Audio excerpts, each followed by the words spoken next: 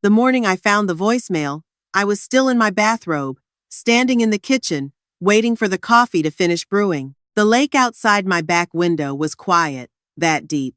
Silver kind of quiet you only get in early October, before the geese start their noise. I had lived in this house for 34 years. I knew every creak in the floorboards, every shadow the old oak threw across the yard in the afternoon. It still felt like home, even after Richard was gone. I almost didn't check my phone. My son Thomas called so rarely that when his name appeared on the screen, my first instinct was always the same small fear: something's wrong. But the notification said voicemail, not a missed call, which meant he'd made a deliberate choice not to speak to me directly. That alone should have told me something. I poured my coffee first. Then I pressed play. "Mom, it's Thomas."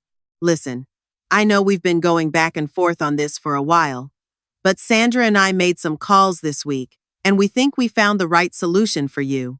We've been in contact with a property management group, and they're very interested in the lake house. The numbers are good, better than we expected, honestly. We're going to move forward on it. I also talked to Dave Hopper over at the dealership about your car.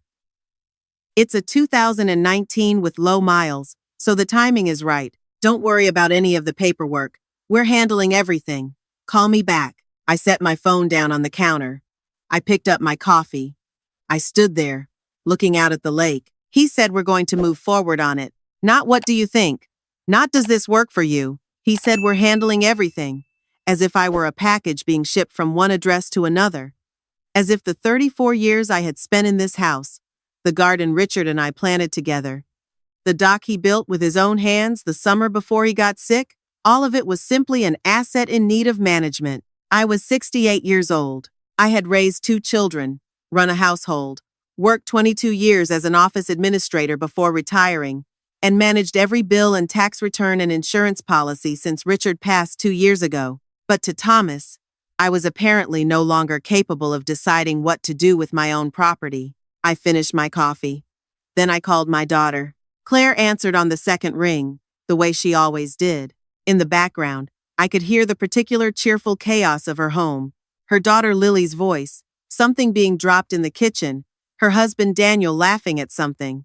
"Mom, I was just thinking about you." "Hold on one second." A brief muffled exchange, then quiet. "Okay. What's going on?" I told her about the voicemail. I read it to her word for word, because I had already played it twice and memorized it without meaning to. When I finished, there was a pause on her end. "He didn't ask you," she said. "It wasn't a question. He said they were handling everything." "I'm coming over Saturday," Claire said. "Don't call him back yet. Just wait until Saturday.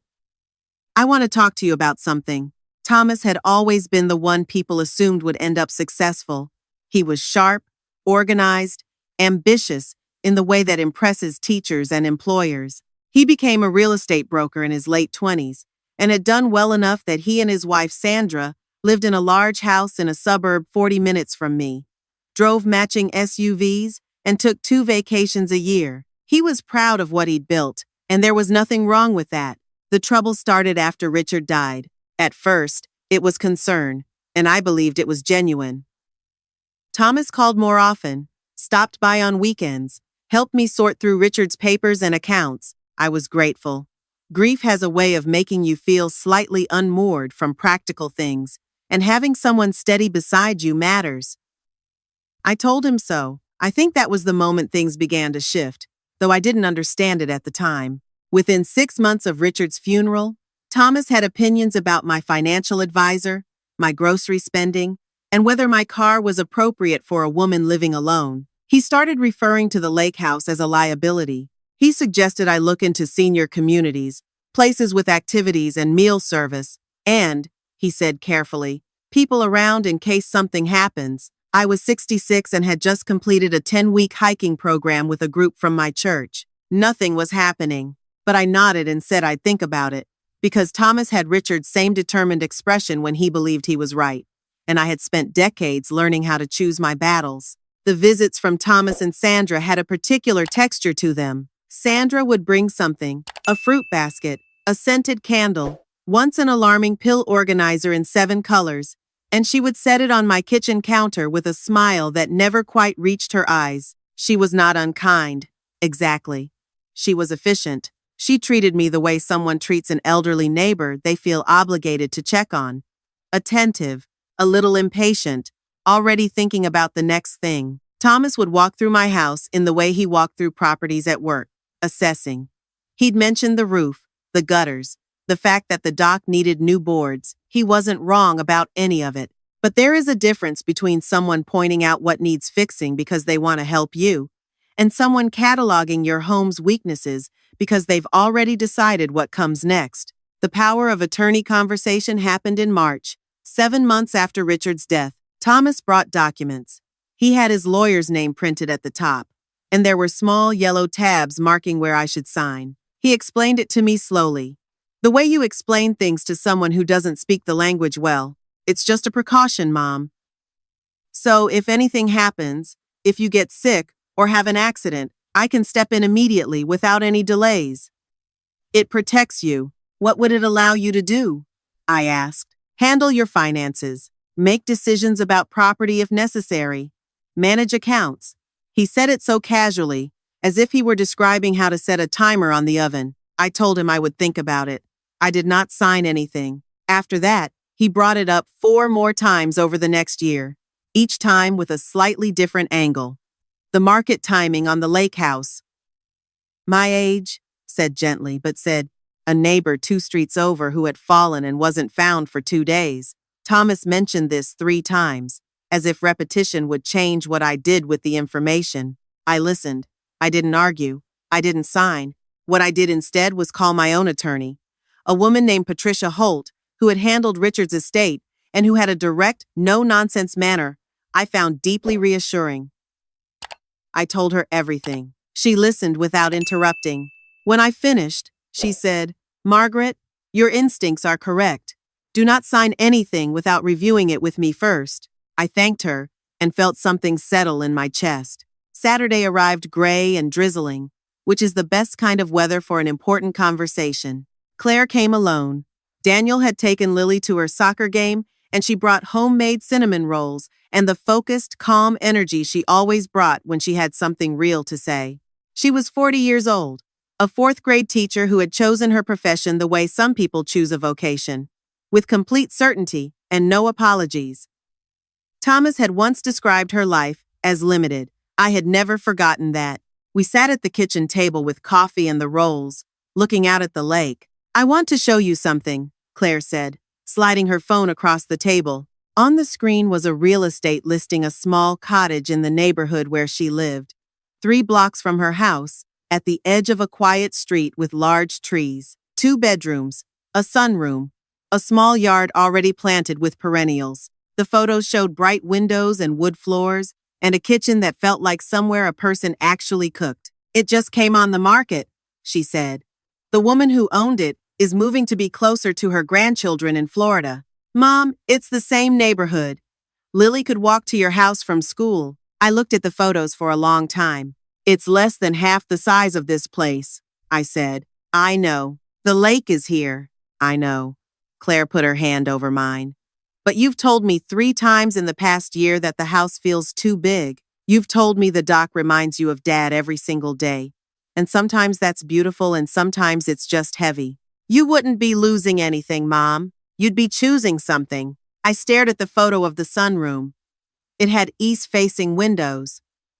The morning light would be extraordinary. There's also the financial piece, Claire said quietly. This house, the lake house together, they're worth a significant amount. If you sold both and bought the cottage outright, you'd have enough left over to live comfortably for the rest of your life, without anyone telling you how to spend it. That last sentence was what mattered. We both knew it. I don't want Thomas involved, I said. I know, she said again. He doesn't need to be. I called Patricia Holt the following Monday. She referred me to a trusted real estate attorney and a financial planner she described as meticulous and honest, which were exactly the 2 qualities I needed. Within 10 days, I had a quiet, orderly process underway, and not one person in it was my son. The lake house sold first, and faster than I expected. A retired couple from the city had been looking for exactly that kind of property, lakefront, established neighborhood, within 2 hours of their grandchildren. They walked through it on a Thursday afternoon and made an offer before Friday. I signed the paperwork in Patricia's office while Patricia sat beside me and explained every line.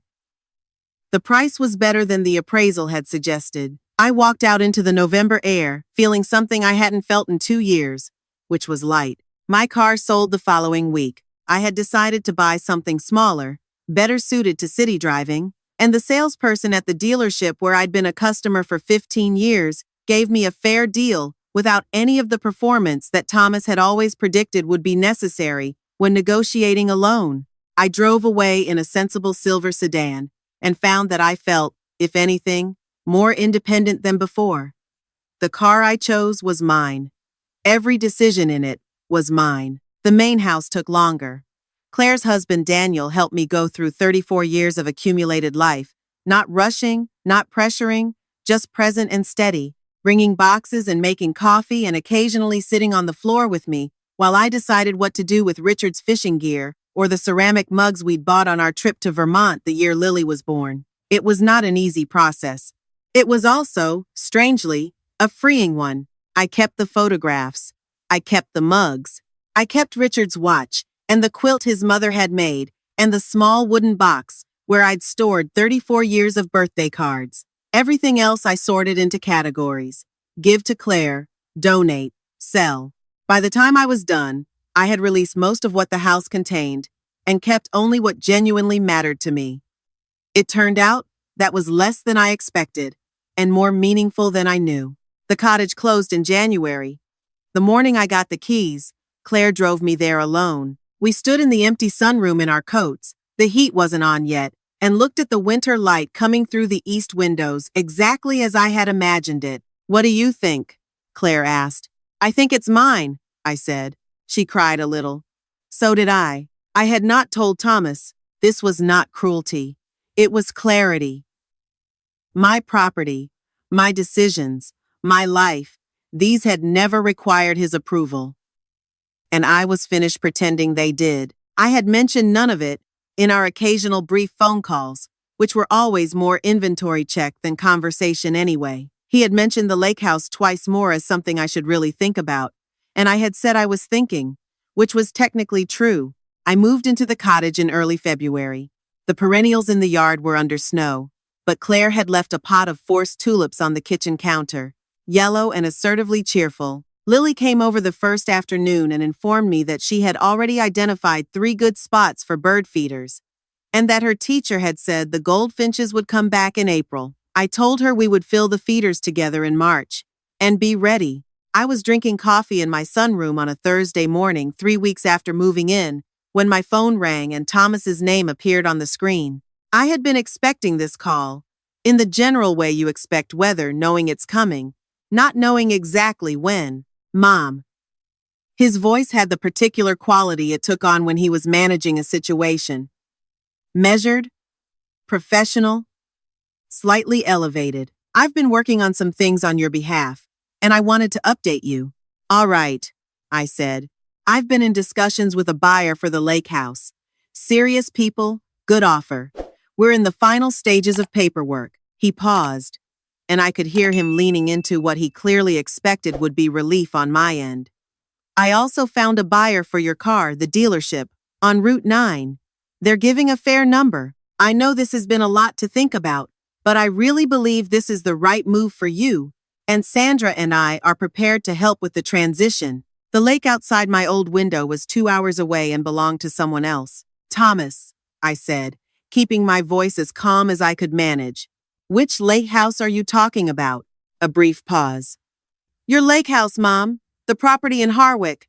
"And which car?" "Your Camry." I could hear the beginning of uncertainty in his voice, the first hairline crack in the professional composure. "Mom, we talked about this. You said you'd think about it." "I did think about it," I said, "and then I sold both of them." The lake house closed in November. The car sold in December. I paused. The main house closed in January. I moved 3 weeks ago. The silence that followed was long enough that I checked my phone to make sure the call hadn't dropped. You what? His voice had lost its professional quality entirely. I worked with a real estate attorney and sold both properties, I said. I also bought a new car. A smaller one. Better for the city. That's not Mom. I had an agreement with these buyers. They have paperwork. There's been communication. There may be a deposit. Thomas, I said. You made agreements about property you don't own. Property that, as of several months ago, no longer belongs to me either. Whatever you told these people, you'll need to address that yourself. Another silence. When he spoke again, the professionalism was entirely gone. Where are you living? I bought a cottage, I said, 3 blocks from Claire. You bought a sound that might have been disbelief, might have been anger, or both. Mom, you moved. You sold the house and you moved. And you didn't say anything to me.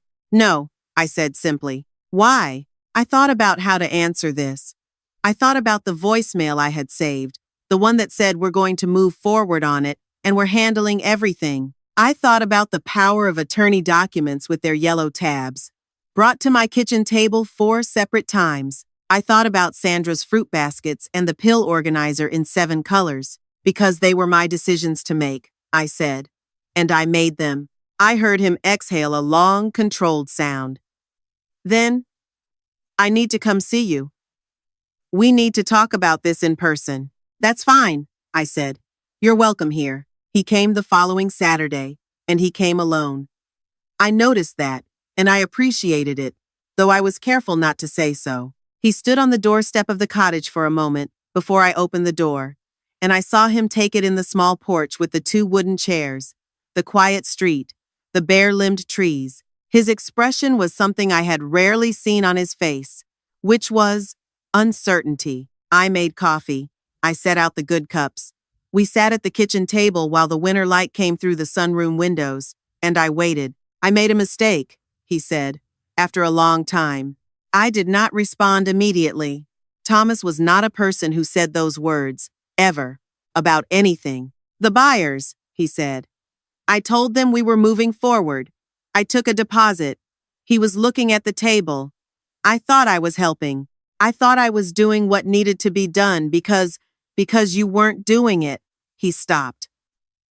I know how that sounds. It sounds like you decided you knew better than I did what to do with my life, I said. He flinched. I was worried about you. You were worried about the property, I said. And I kept my voice level because I had been thinking about this conversation for weeks and I had decided I would not raise it. You were worried about the asset, and somewhere along the way, you stopped being able to tell the difference between that and worrying about me. He was quiet for a moment. Then he said, quietly, I need to give back the deposit. Yes, I said. You do. I don't have it readily available. He stopped again. I waited. I made some investments that haven't performed the way I expected. Sandra and things have been tight. I thought if the lake house sold well, it would help. Thomas, I said. I folded my hands on the table. I love you. You are my son, and I will always love you. But I am not going to give you money to solve a problem you created by treating my property as your own resource. I looked at him directly. What you did was not just overstepping. A real estate attorney told me last fall that taking a buyer's deposit on property you don't own, without documented authorization, is fraud. I chose not to pursue that, but the buyer you took a deposit from may not make the same choice. The color left his face. I have Patricia Holt's number, I said. She's my attorney. She knows the situation. If you want her to recommend someone who can help you navigate this, I'll ask her. He stared at me. I think he had come expecting to find his mother, the woman who nodded and deferred and said she'd think about it. The woman who was alone in a house that was too big, waiting to be managed. You really don't need me, he said. It was not quite an accusation. It was closer to something being understood for the first time. I need a son, I said. I don't need an administrator. I paused. Those are very different things, Thomas. He left 2 hours later with Patricia's referral and something that looked, for the first time in a long time, like genuine humility. I did not know what he would do with it. I had learned enough to know that was his work, not mine. Claire called that evening while I was making soup. How did it go? He listened, I said. I think something got through. I stirred the pot. He's in financial trouble. He made decisions he shouldn't have made, and now he's dealing with consequences. I'm not going to rescue him from that. Good, Claire said, and there was no cruelty in it, only clarity, the same quality I hoped she'd learned, at least in part, from watching me. How's Lily?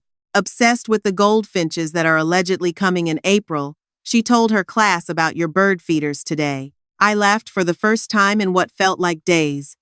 Tell her I ordered the best sunflower seeds I could find. She's going to hold you to that. Good, I said. She should. Spring came to my street the way spring always does, not all at once, but in small arguments against the cold. The tulips Claire had given me came back in the garden. The goldfinches arrived, exactly as advertised, and Lily sat cross-legged on my kitchen floor in front of the window to watch them, whispering their names as if they were hers to name. I began learning watercolor from a woman named Frances who taught a class on Tuesday mornings at the community center, and who had a gift for making everything feel possible.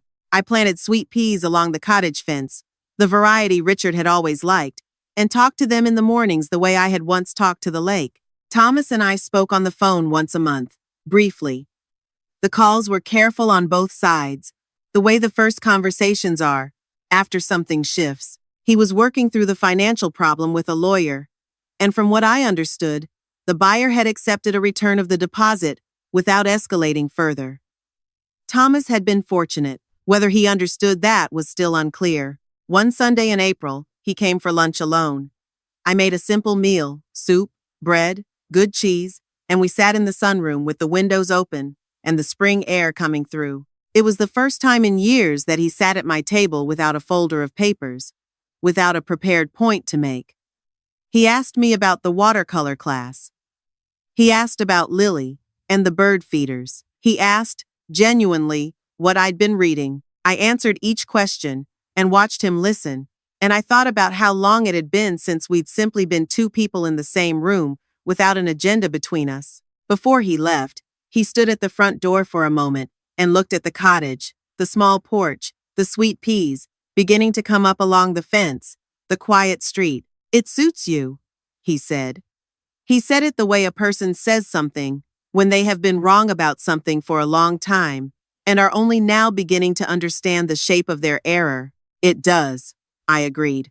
I watched him walk to his car, and then I closed the door and went back to the sunroom and sat with my coffee in the morning light. I had no regrets, not a single one, not about the houses, not about the car, not about the choices I had made, quietly, and on my own, and in full possession of myself. I was 68 years old in a cottage 3 blocks from my daughter and 7 from my granddaughter, with sweet peas coming up along the fence, and goldfinches at the feeder, and Tuesday mornings learning to paint. I had made every decision myself, with full information and my own good judgment, and no one had needed to manage me. The light in my sunroom at 9 in the morning in April was, as I had known it would be, extraordinary.